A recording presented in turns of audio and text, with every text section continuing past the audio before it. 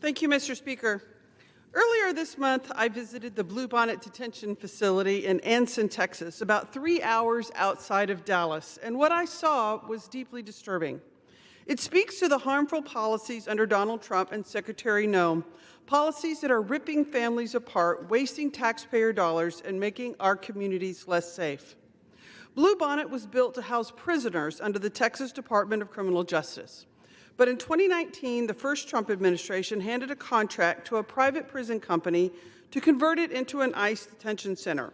And today, instead of prioritizing dangerous criminals, those who commit rape, murder, or trafficking drugs, people who pose real threats to our communities, ICE is filling this facility with people who have done absolutely nothing wrong and are being targeted simply because of the color of their skin. As a member of Congress and as a member of the Homeland Security Committee, I have both the right and the responsibility to see what's happening inside these facilities. For years, members of Congress could visit unannounced, but under Secretary Noem, that right was stripped away. My team and I worked for weeks just to gain entry and finally got a scheduled appointment. When I visited, 1,079 people were being detained at Bluebonnet. Nearly 700 of them, almost two-thirds, were designated by ICE itself as a low threat. Let me repeat, hundreds of people with no violent history, no record of serious crimes, targeted solely because of the color of their skin, were denied their constitutional rights and then locked away in a detention center. I met with several detained individuals. Here's a common story that we came across. A man came here more than 2 decades ago and worked a blue-collar job. He raised his family in Texas. He has children who he loves and who depend on him. He hasn't committed any violent crimes or sold any drugs. His only offense was a traffic stop. And now he faces deportation to a country he left decades ago. My question is, how is this fair? Why are people who are contributing to our economy, who are working hard, who are making sure that our citizens are being taken care of, why are these people being targeted instead of all of the violent criminals? This is what is happening under Trump. They are not prioritizing threats to public safety. They are not going after violent offenders. They are taking workers out of our economy. They are spreading fear in communities where families should feel safe, and they are doing it with our taxpayer dollars. Let me be very clear. Locking up people who pose no danger to our communities does not make us safer. It weakens us. It destabilizes families. It wastes resources that should be used to pursue violent criminals, traffickers, and those who actually endanger our neighborhoods.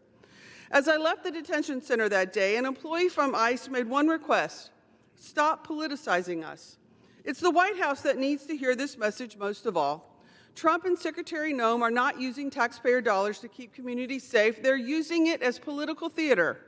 They dress up in ICE jackets, parade through detention centers, and turn detainees into props for their campaigns. This isn't law enforcement, it's performance.